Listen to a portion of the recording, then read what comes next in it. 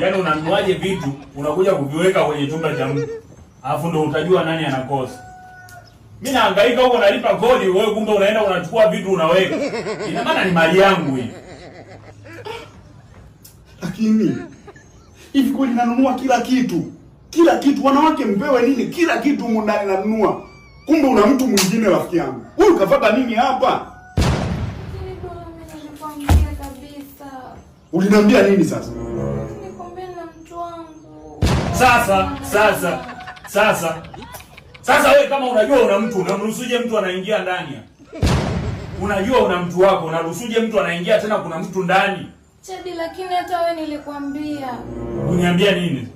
Nikwambia na mtu wangu umening'ang'ania kwa hiyo. Wanawake hawaeleweki. Sasa jamani, hebu tuchane basi. Yaani ueleweki, wanawake hawaeleweki. Wewe tuchane sasa. Huyu unamwambia hayo. Mimi unaniambia hayo. Tuambie sisi kati ya huyu na mimi, huyo mtu wako ni nani? Tujue. Ni wote sio watu wangu. Na mtu wako yuko bye. Nachoka baba yenu Clemence Mwandambo. Kwa tunafanya nini?